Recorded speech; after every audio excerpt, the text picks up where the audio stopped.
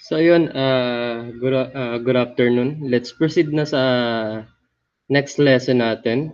So ang lesson natin ngayon is Introduction to Android.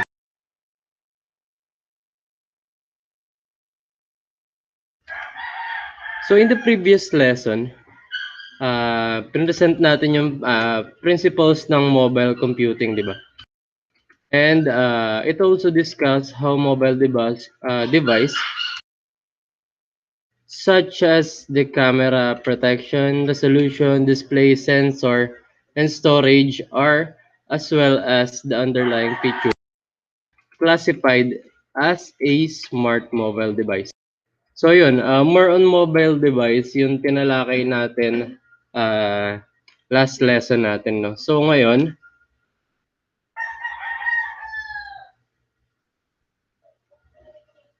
so yun, mobile apps today are multifunctional system capable of hosting a wide variety of business and consumer applications.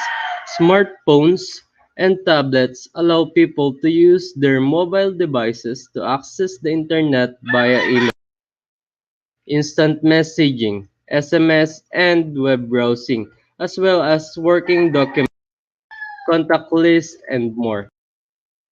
So yun, sinasabi dito, syempre, yung mga mobile application natin na multifunctional system na marami siyang kakayahan or maaari siyang pwedeng gawin. So yan, isa-isa dito, browsing, yan, contact list.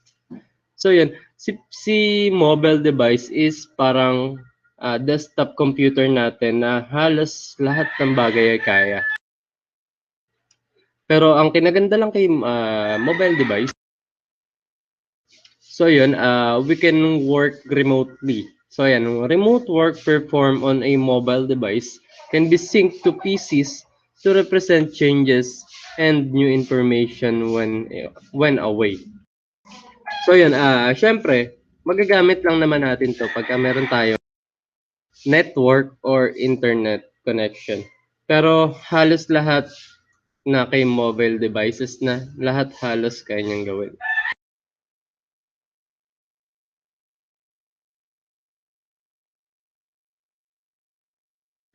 So yan, what is mobile devices, operating systems, and its API level? So yan, siguro naman medyo familiar na kayo sa mga operating system and API level nito. So, syempre, lahat naman tayo ata dito is naka-Android phone tayo. So, minsan, nababrowse natin yung mga yan sa mismong developer dun sa settings ng mobile application natin or mobile device natin.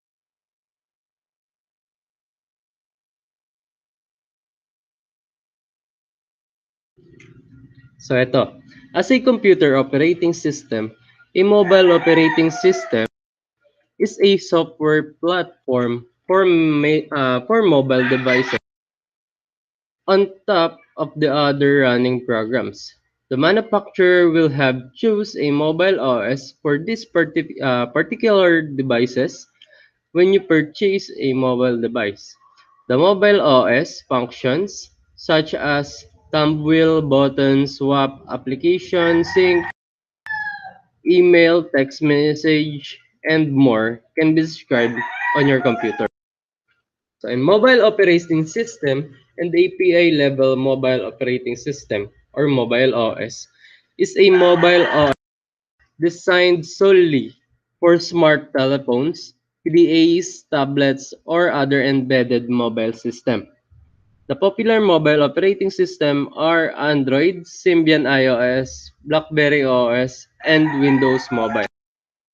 So yan, sila-sila yung apat na nakikita natin na operating system sa mga mobile devices natin. Katulad kay iOS, sa Apple, 'di ba? Kay si Android, syempre dun sa mga Android cellphone natin, si Windows Mobile, syempre kay Windows 'yan, and then kay BlackBerry OS, syempre kay BlackBerry. Siguro meron sa inyo mga hindi nakagamit ng mga BlackBerry tsaka Windows Mobile. Pero Ngayon kasi halos wala na akong idea kung may binebenta pang ganito or naglalabas sila ng bago. Kasi kadalasan na nakikita natin ngayon is Android tsaka iOS lang.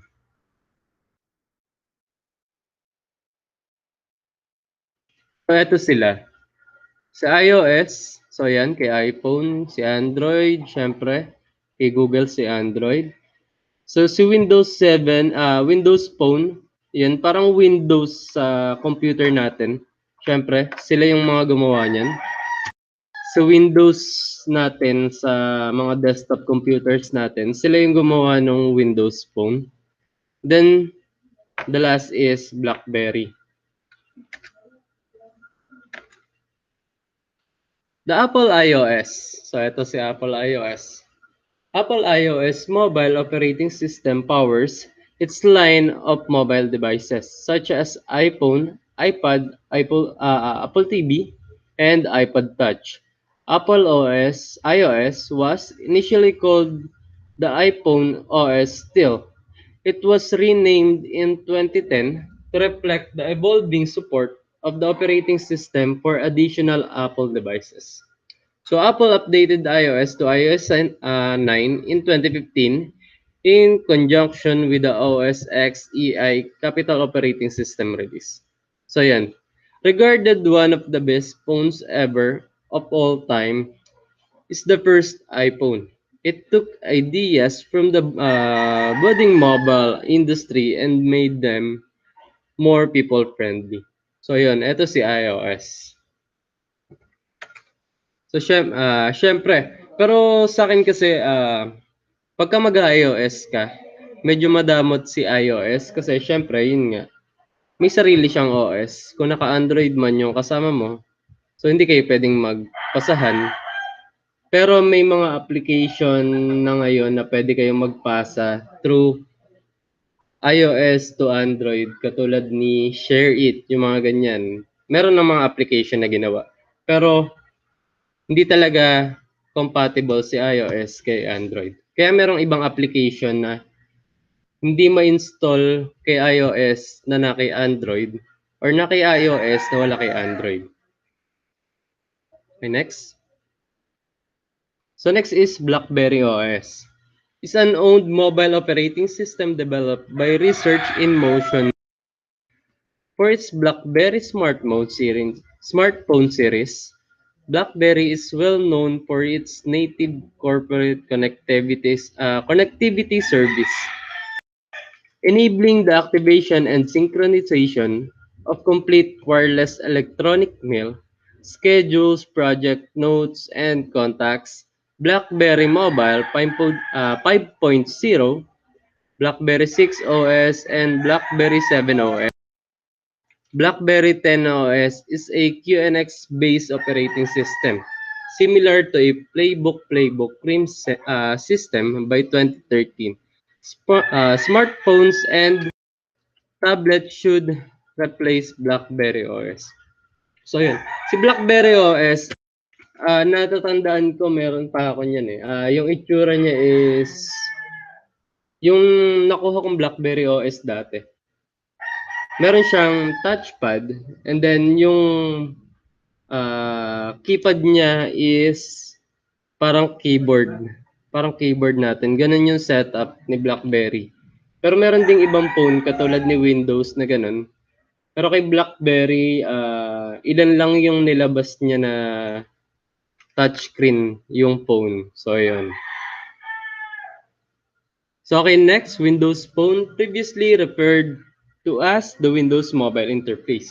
Microsoft Mobile OS is available on a range of wireless devices than Windows Phone. Microsoft Mobile apps and Samsung, Dell, HP, Lenovo, Palm, and iMate products are available for Windows Phone. As a member of the Windows 10 operating system family, Microsoft launched its latest mobile operating system update, Windows 10 Mobile, in late 2015.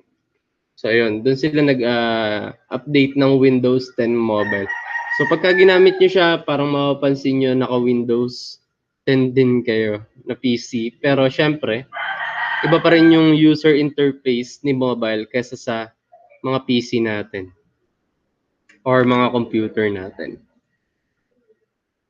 So last, ito yung Android Google. So Google Android is a Linux-based mobile OS that rapidly became Apple's largest mobile device market competitor. The company is also continuing to refine the mobile OS internally until major updates to IMS and the public. Android-powered smartphone and tablet computer vendors included Samsung, Sony, Asus, Amazon, HTC, LG, and Google. Google has now published Android source code under open source license. So yun, eto si Android Google naman, kadalasan talaga 'di ba? Siya yung mga binibili natin sa market kung hindi natin avail si iOS, si BlackBerry, si Windows. Kasi si Android is parang siya yung may pinakamurang value na ng mga mobile kasi syempre nakikipag-compete siya dun sa ibang OS or ibang product ng mobile phone, di ba? So syempre bababaan nila 'yon para mas mabili yung kanila.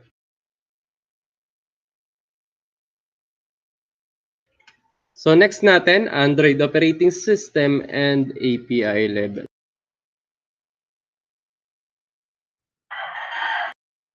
So Android is Linux based nga, 'di ba? So also known as Android OS. Google powered, it is designed for modern smart devices, especially smartphones. But it's not just smartphone, but also tablets, smartwatches, smart TV cameras, smart bikes, car navigation, refrigerators, and more. So ayun, si Android talaga is maraming gamit sa kanya. So the platform is changing what the mobile can do.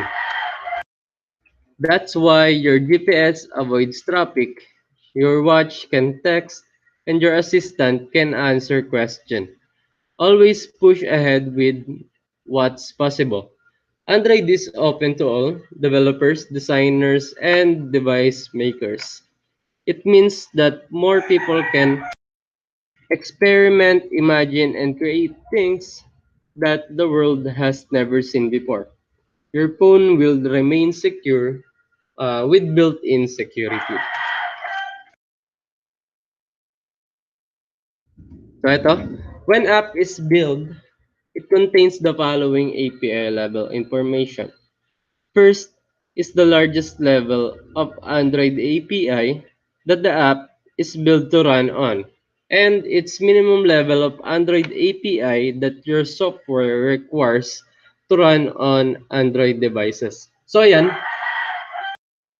kung kayo yung mga developer, syempre, kailangan pag-isipan nyo yung mga API level ng mobile devices nyo kasi meron kasing API level na hindi na compatible dun sa mga ibang devices. Katulad ng mga lumang devices, may maximum API level lang sila. Hindi katulad ng mga bagong device ngayon. Syempre, mas bago na yung API nila, so masasakop nila yung mas luma. Pero yung mga lumang mobile devices, syempre luma na sila. So kumbaga old na yung API level nila. Hindi na nila masasakop yung advanced na API level ngayon. The Android device operates at exactly one API level. The Android platform version guarantees that this API level is specific. The API level precisely identifies the version of API set that your app can use. It defines the combination of inherited elements, permission, etc. that you code against as a developer. Android's API level system helps Android determine whether an application is compatible with an Android system image before installing app on device. So ayun, magbabase din talaga kayo doon sa mga Android system ng mga Android devices natin bago nila ma-install yon. Siyempre, isa-set nyo yung mga permission. Kung mapapansin nyo, pag nag-download kayo ng application ngayon, for example, kailangan gamitan ng camera, ganyan, kailangan gamitan ng GPS, may magpa-pop up pa doon na allow GPS to use your location or allow this application to access your camera. Parang mga ganun yung lumalabas, di ba? So yun si API level. Next. So ito yung mga history ng operating system para sa mga Android.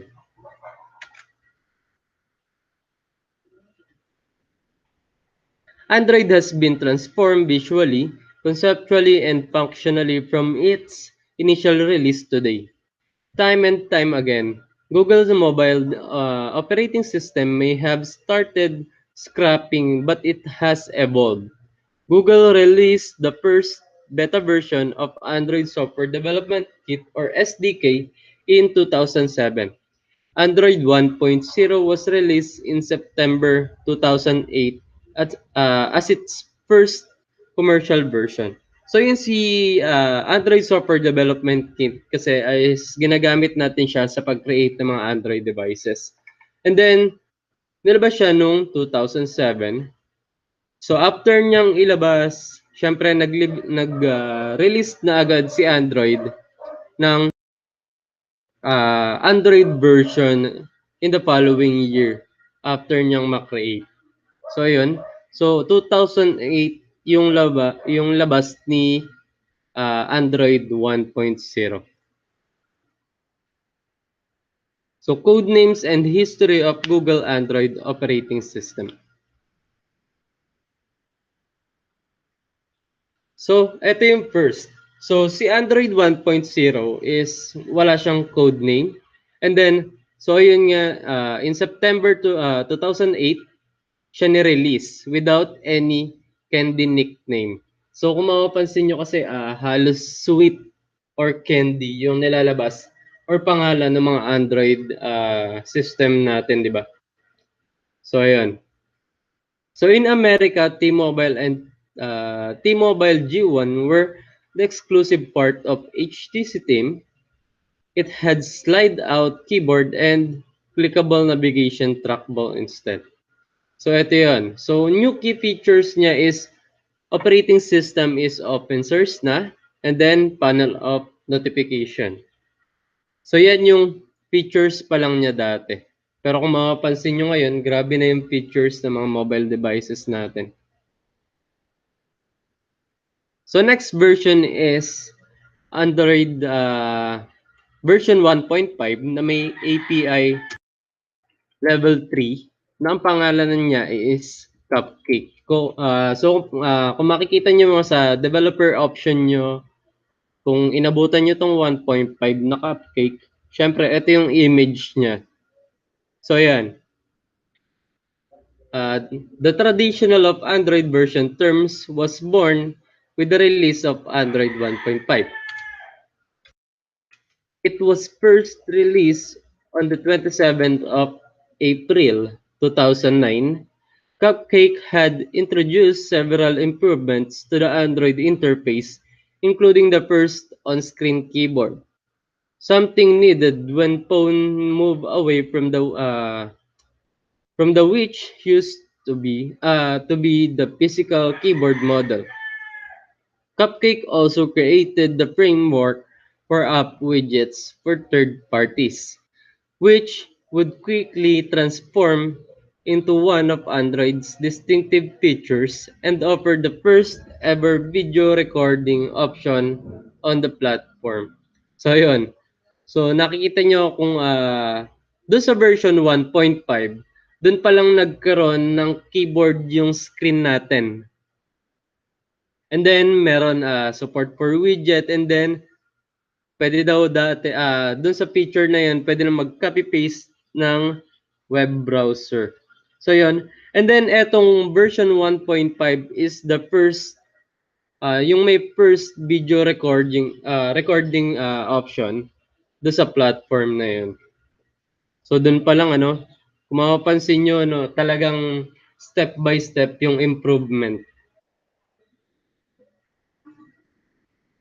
So next natin, si Donut naman to, na may version na 1.6, API level 4.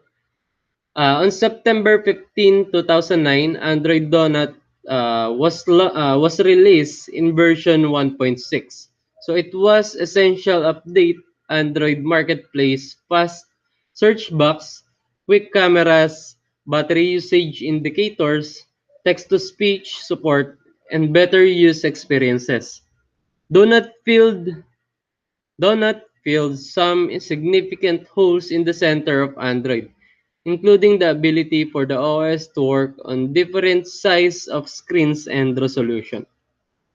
So ayan, new key features niya is nag-improve yung search functions, and then may gallery na and camera, syempre. And then dun pumasok si text to speech. So dun pa lang noong 2009. So next version natin is Android 2.0 na. API level na 5, 2.01, 2.0.1 API level 6 to 2.1 API level 7 Eclair. So Eclair yung pangalan nung next na Android version natin. Following Android's early breakneck release, Peace Android 2.0 Eclair just 6 weeks after Donut. His 0.1 update, also called Eclair, appeared several months later. A few months ago, it was released, version's first Motorola Droid phone, and a massive marketing campaign around it. Eclair was the first Android update to achieve universal awareness. So dito na masyadong nag-upgrade si Android version natin. And then itong kay Eclair is sunod-sunod yung update ng version natin. So ito yung mga new key features niya. So meron tayong tap a contact to make call or send a text. A range of camera features including flash support and scene mode. So ayan, live wallpapers. So dun pa lang natin napagalaw yung mga wallpapers natin. History of searchable SMS and MMS. Support for Microsoft Exchange email, and then Bluetooth support. So dito pa lang lumabas din yung kay 2.0. So next natin si version 2.2, kay Froyo tayo. On May 20, 2010, at Google I/O 2010, Android Froyo was unveiled only 4 months after Android 2.1 arrived. Google Severe Android 2.2 Froyo, which primarily focused on improving underhood performance. However, Froyo did offer impressive front package, like adding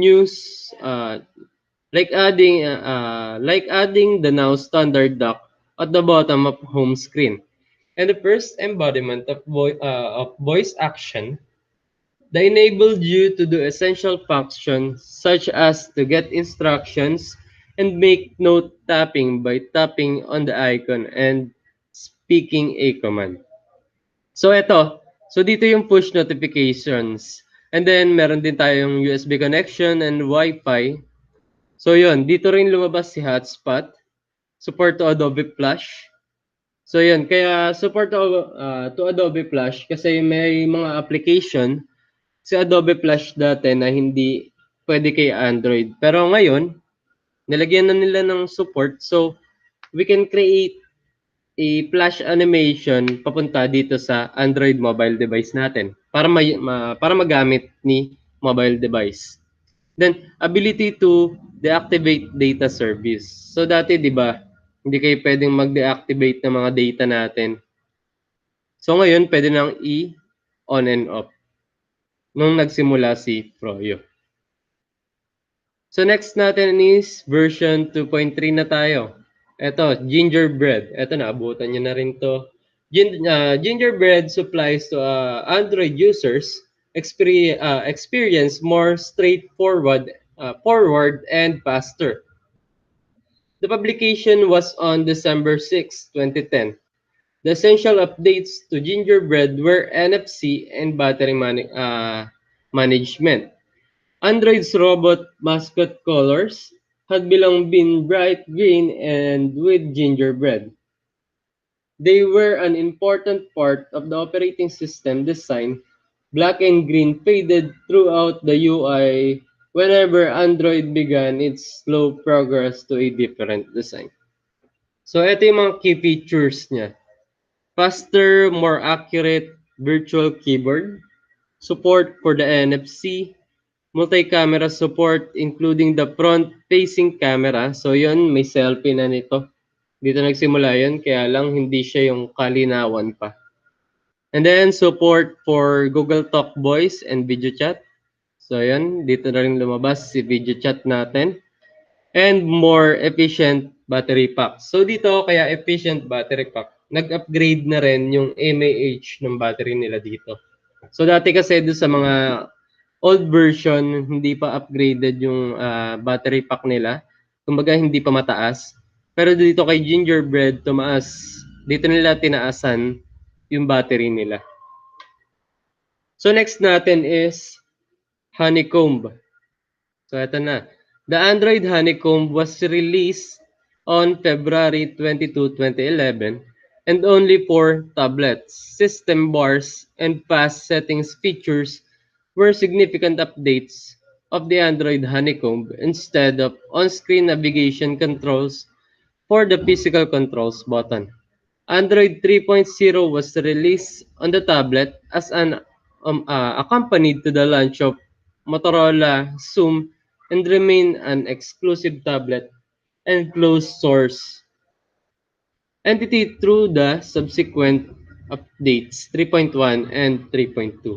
So ito si Honeycomb, hindi daw siya nilabas sa mga Android devices natin or sa mobile. So puro sa tablet lang nilabas si Android Honeycomb kung hindi nyo siya natatandaan. First tablet only update to OS. So ito yun, new features niya. System bar, quick access to notification and other information at the bottom of the screen. So kumbaga dito, system bar is parang nagkaroon siya ng navigation bar natin sa mga desktop natin. Action bar, navigation widgets, and other content on the top of the screen. Recent application button in system bar will multitasking support. Redesigned keyboard for larger screen size. Browser tabs and more incognito. Resizable home screen widgets. So ito yung mga yun. Yan yung mga yun. So next natin is si ICS or Ice Cream Sandwich. So Android 4.0 na siya. Si Ice Cream Sandwich was hugely designed to improve its functionality compared to early Android versions. On October 18, 2011, it was released. The outstanding features of Android Ice Cream Sandwich included a custom home screen, data use the control, and Android Beam. The release defined Honeycomb's visual concept and reassemble tablets and phone with a single vision. So ito yung mga key features niya. Meron siyang calendar pinch and zoom functionality. Pag sinabi nating pinch and zoom, ito yung zoom in and zoom out sa Android natin. Katulad ng magzo-zoom in kayo ng pictures, magzo-zoom out kayo, yun, pinch and pinch. Pinch and zoom yan. And then capturing screenshot. So dito pa lang lumabas yung nagkaroon tayo ng screenshot. Apps could be accessed from the lock screen. So yun, kung merong mga apps na na-access talaga sa lock screen, parang yung mga notification natin sa mga message, chats, mga ganyan.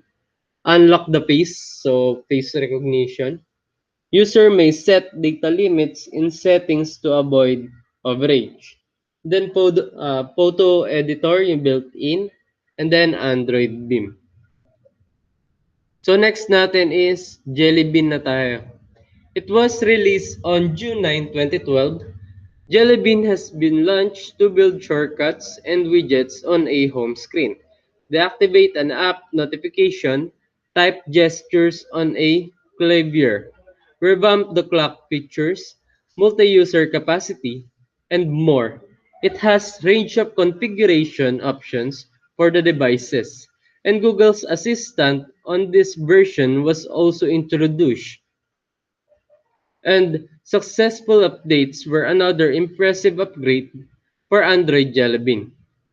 The release made Android a more user-friendly and refined operating framework. So ito yung mga key features niya. So meron tayong extendable notification, yung pagka binaba nyo, di ba, na-extend siya or nag-swipe kayo galing sa taas pababa. And then ability to turn off app by app notification. So yun. Minsan kasi meron tayong application na ayaw nating makita yung notification niya. For example, ayun yung mag-messenger muna, mag-off notif kayo mismo dun sa mga application niya sa settings. Then third-party launches may add widgets without root access. Swipe the camera from the lock screen. So yan. Multiple tablet user accounts, group messaging service, support for native emoji, then new clock, word clock, stopwatch, and timer application. So, yan yung mga bago sa kanya. So, next natin is KitKat. It was released on October 31, 2013. And then, voice, OK Google, immersive interface, and smart dialing are significant Android KitKat updates. Lighter backgrounds and neutral highlights took their place, giving the OS a more modern look with its transparent status bar and white icon. The old gadget brought KitKat a new start. It means that the KitKat will run on less RAM, minimum 512 MB of the unit. So dito, nagkaroon na ng mga RAM, yung mga ano natin, yung mga Android devices natin. So ito yung mga new key features niya. So where smartwatches OS. So yun, smartwatches support for GPS and Bluetooth music. Users could set default for text messaging and launcher application. And then printing wireless. So yun yung mga features na bago sa kanya. Then next natin is Lollipop. So, noong November 12, 2014, siya ni-release. Other essential updates from Lollipop include material design, multi-screen, and clock screen alert. Lollipop has released the Still Preset standard for material design, which has brought a whole new look that has spread over all Android apps and Google goods. Android Lollipop will run on all apps from telephones to tablets and watches, TVs and vehicles. So yan, nilaunch na siya sa halos lahat. So sa vehicle, mapapansin natin yung mga touchscreen na music player na pwedeng panoorin ng TV doon sa mga sasakyan natin or kung sino man may sasakyan dyan. So yun, doon pumasok si Lollipop. And then ito yung mga new key features. Notification of access to the lock screen, and then settings of app and notification accessible from the clock screen. Smart lock, keep your phone locked in specific scenario. Search within the app settings. Recently used apps remember after starting. Tap and go to transfer data from other device to another. Support for multiple SIM card. So yan, yung mga dual SIM, yung mga ganyan. Native Wi-Fi call support, and application for flashlight. Dati kasi, so yung sa flashlight, naalala ko lang yun. Ang dating ginagamit is yung camera mismo. Camera flash. Kumbaga, ito turn on mo lang yung camera flash ayun, may flashlight ka na dati.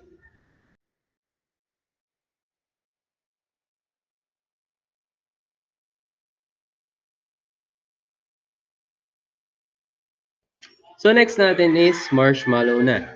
So ito is nung October 5, 2015. Android Marshmallow was released. Now the top feature in the version has been added. This feature enables assistant to get what they're doing without leaving. Either you're on a website or an application. Moreover, it gives turn off permission at any time of the device, and also the latest feature, the dose mode and device standard by optimizes this version to the battery. But Google's trend has been launch one big Android update each year, which has also been given its number. So ito yung mga new key features niya. So don't disturb mode, Android Pay for mobile payment. So meron tayong Google Now on top, Google Assistant, precursor. Meron din tayong dozen mode. Does mode keeps the apps from draining the battery when the phone is not in use. So yun, yung parang si does mode kasi is parang pag yung pinatay mo yung mobile device mo, yung nilock mo lang siya, 'di ba? Syempre mamamatay yung screen niya. Ibig sabihin nun, hindi na masyadong malakas yung drain sa battery nung mobile mo. And then support for native fingerprint reader. So dito na pumasok yung fingerprint scanner. App permission guaranteed on an individual basis. So yung app permission, yun nga pag nag-install kayo mga bagong application nyo, syempre hihingi yan ng permission to access this folder. So ayun, dun pumasok si app permission. And then automatic backup and restore application, research app bar and favorites, and then support for USB Type-C. So dito pumasok si Type-C na charger natin or USB para sa mga sa pagsaksak natin sa mga desktop natin, yung mga ganyan. So next natin is si Nougat. On March 9, 2016, Android Nougat released launch Android with a native spread screen, a new bundled by app framework to arrange alerts and a data save features. Google launched its first developer preview.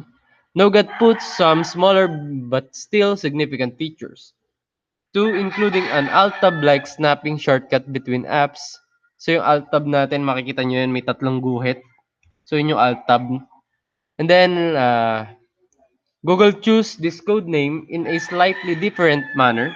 Google launches a poll for rewards, references, and encourages anyone around the world to vote. Eventually, Google was selecting that name, Nougat.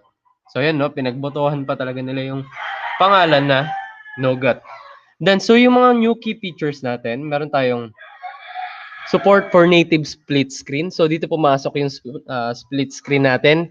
Madalas natin itong ginagamit ngayon sa mga games, ganyan. Pag nanonood tayo ng Netflix, pero gusto nating mag-FB. So doon pumapasok si split screen. Then emojis with additional colors and skin, hairstyle, ability to add emergency information to your lock screen, introduction of the VR or virtual reality platform. Then photo in picture support for Android TV. Fingerprint sensor. So ito yung kay Android TV, dito pa lang siya na-connect. Fingerprint sensor, gesture to open, close shade notification. Support GIF for the default keyboard. And then last is battery use alert. So yun. So next natin is si Oreo na. Google released the name Android 8.0 on August 21, 2017. So recent lang din no? Is Oreo. Android Oreo has introduced much stuff to the platform, including a native picture-in-picture mode, snoozing notification option, and notification channels that provide excellent control over how apps will alert you.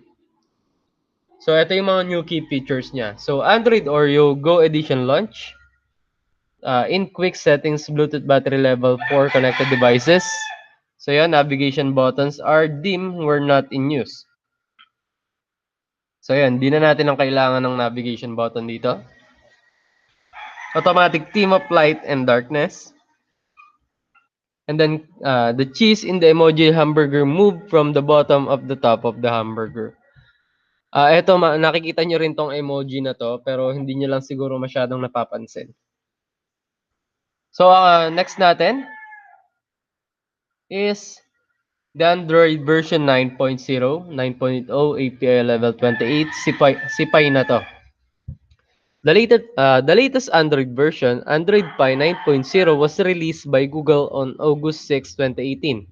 Also available for Google's Pixel phones, Android Pie and Android 9 makes several changes compared to the older Android version, such as the adaptive battery, brightness, users gesture, and slices. So ito yung mga new key features niya.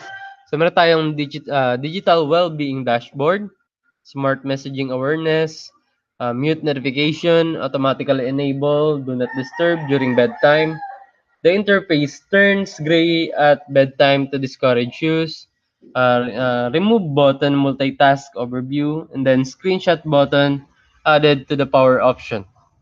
Annotation of screenshot. So yan.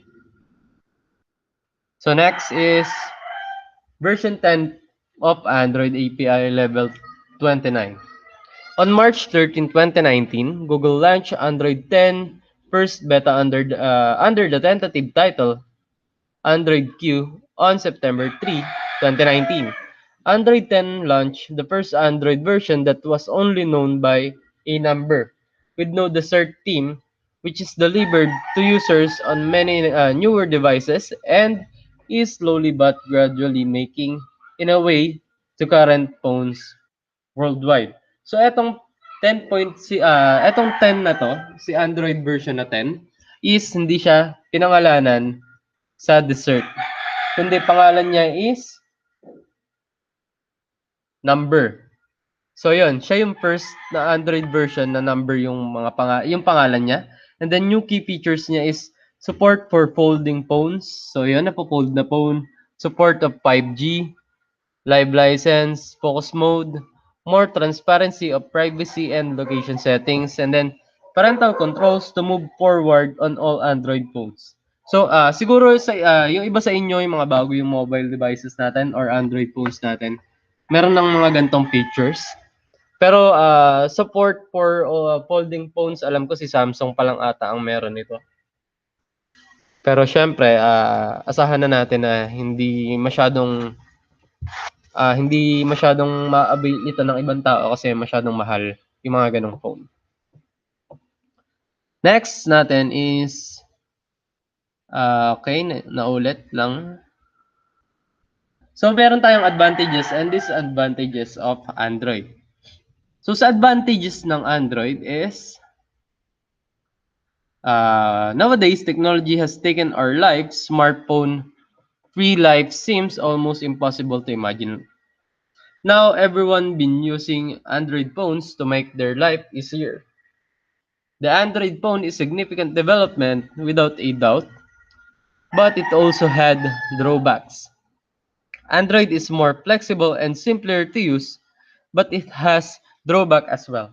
Here are some Android phone advantages and disadvantages. So ito yung mga yon. Siyempre, kailangan natin malaman yung advantages and disadvantages ng Android dahil lagi natin itong ginagamit sa online class, sa pag-games, 'di ba, sa business. So halos lahat ginagamit natin si Android phone. So ito yung mga advantages niya. It has a wide range of option for application. A user can choose from apps are categorized into topics. And each item has a large number of apps to download. Android best aspect is the availability of millions of applications. Google Play Store is the world's largest smartphone store. Films, games, and more. This stuff can be easily downloaded and accessed by Android. So ito yung una. Siyempre, marami tayong application na maaaring ma-download na magagamit natin sa ating pang-araw-araw. mga games, ayan, films, dun sa mga Google App Store natin, pwede tayo sa website, di ba? So, laging may available para kay Android devices. Next natin is user can share smartphone internet with other devices or PC through a mobile hotspot. So, yan. It can also help save money. You can share the internet with the family members to stay in a house so they don't need to buy separate internet packages. So, yun daw yung kinaganda doon sa kay Android natin is napapang hotspot natin siya. Siyempre, pagka nag-hotspot tayo, mako-consume yung data natin kesa doon sa data na ginagamit nila. And then, siyempre, mas mauubos agad yung data na ginagamit natin. Katulad ng mga na-experience nyo, katulad pag kami mga klase kayo na nakiki-hotspot, ganyan. Pero, siyempre, mas tipid dahil isang internet connection lang yung ginagamit nyo. Pwede yun, kasi minsan naman hindi natin nauubos yung mga niloload natin. So, mas okay kung i-share natin yung mga load natin sa mga may kailangan. Diba? So, next natin, while traveling from a different location or to the office and back, the time consumed or wasted was reduced. All important files and documents can now be accessed via secure channel or portal and work as thought they were on your computer. In many companies, it improved the commuting. It has communicating to. It has also lowered in utilized cost. So yun, syempre mas makakatipid tayo kung gagamit tayo. Katulad nung ginagawa natin ngayon, work from home, ganyan, online class. Syempre, aminin niyo mat sa hindi, nakatipid kayo dahil kesa pumapasok kayo sa pang-araw-araw na baon nyo is 100. Sabihin na lang natin na nakaka-50 kayo sa load kada araw, 'di ba? Kung 15 load nyo kada araw, nakatipid kayo ng 50 kesa pumapasok kayo sa school na 100 yung baon nyo araw-araw. Okay, next. So, ito yung mga disadvantages ng Android. Increases productivity. User can function quickly and efficiently from wherever they were at ease with. Then, with improvement and availability of high-speed data connection, and anyone can get all the entertainment they want when they browse in the internet for live result. Substantial cost, you can now access a video and audio recordings on the fly using mobile computing. A wide range of films, educational and informative materials is easily accessible. So next, Android OS can run on a wide range of devices like HTC, Samsung, Oppo, Huawei, Motorola, Sony Ericsson, and many more. You can easily choose any low-cost mobile or medium-range mobile devices. So advantages pa rin yung binanggit ko kanina. And then last natin is disadvantages naman ng Android. Even though Android apps are freely available in the Google Play Store, tons of advertisements starts to appear on and over the notification bar application. This ad is very irritating and gives your Android phone many issues. So yun, ito yung isa na madalas nating ma-encounter sa mga mobile application natin. Siyempre, meron kasi mga developer na hindi pumapayag na hindi sila kumita, 'di ba? Siyempre ang hirap mag-develop ng mga Android application. So kung di nila lalagyan 'to ng mga ads, hindi sila kikita kasi sa ads lang sila kumikita sa umpisa. Pero pagka nagbayad kayo sa kanila or kunyari may subscription doon para maalis yung ads, syempre kikita sila sa ganun, mawala naman yung ads. Pero kailangan nyo magbayad. Pero kung ayaw nyo magbayad, syempre merong application na kailangan nyo na tiisin yung mga ads nila para magamit mo, di ba? Nang libre. So next natin, Android devices can be accessed if you forgotten your email ID or password. Because Android is a Google property, you need a Gmail ID to access Android. Google ID is also beneficial when unlocking an Android phone. So yun, mas okay kung hindi nyo daw kakalimutan yung mga email ID na ginagamit nyo dun sa mga Android phone nyo kasi Lalo na ngayon, kailangan ng mga Android ng Google ID and password para mabuksan natin yung phone natin. For example, na-lock yung phone natin. So, gagamitan lang natin siya ng email and then password ng Google natin para ma-open siya. So, kung nakalimutan nyo to, malaki yung chance na hindi nyo na mabuksan. Kasi kahit i-reformat nyo yung phone nyo, gamit yung power button tsaka yung volume up natin or volume down, hindi natin mabubuksan yung phone natin kasi hihingi pa rin siya ng email ID and then password. So next natin, Android is considered one of the operating system that consume the most battery. There's plenty of process running in the background in the Android operating system, which result in the batteries being quickly drained. This application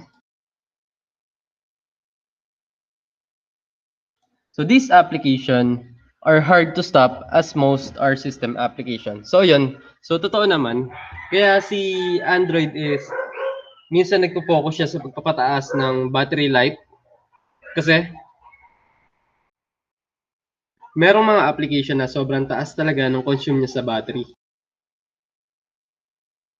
Like Facebook, syempre mabilis mag-consume yan, yung mga games na ginagamit natin, Mobile Legends, mga ganyan, ang lakas sa battery. So kaya merong mga Android devices na ngayon na syempre mas pinipili nilang taasan yung mga battery life ng mga Android devices nila.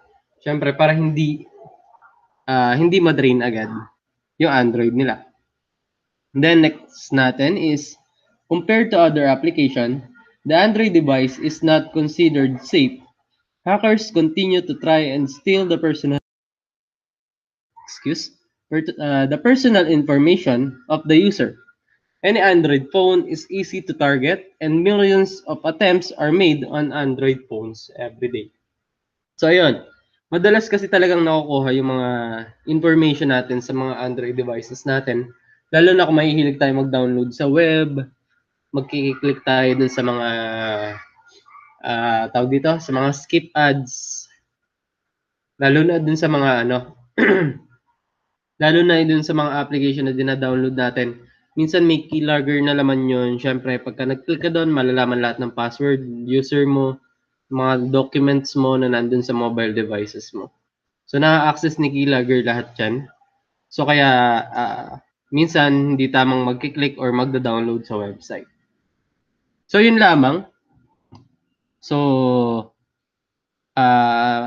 pagkatapos nyo panoorin tong video na to, meron ako isa-send sa Google Classroom natin na activity nyo or assignment ata ito.